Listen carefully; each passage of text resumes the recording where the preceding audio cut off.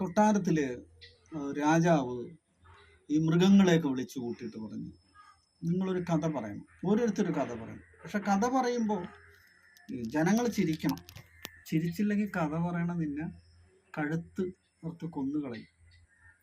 അപ്പോൾ ഫസ്റ്റിലേ വന്നത് ഒരു മുയലായിരുന്നു. മുയൽ വന്നൊരു കഥ പറഞ്ഞു. അപ്പോൾ എല്ലാവരും ചിരിച്ചു. അപ്പോൾ മുയലിനും സന്തോഷമായി, മുയൽ മാറി സന്തോഷത്തോടെ ഇരുന്ന് രാജാവിനും പ്രജകൾക്കും എല്ലാവർക്കും സന്തോഷമായി. അപ്പോൾ അതിൽ ഈ ആമ മാത്രം ചിരിച്ചില്ല.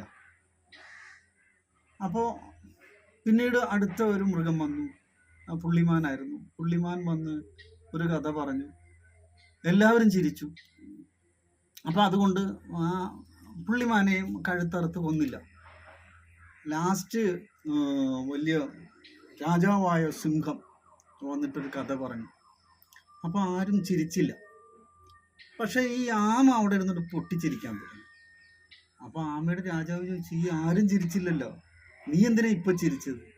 അപ്പൊ ആമ പറഞ്ഞു, ഞാൻ ഇപ്പോഴത്തെ കഥ കേട്ടിട്ടില്ല, ആദ്യത്തെ കഥ ഓർത്ത് ചിരിച്ചതാണ്.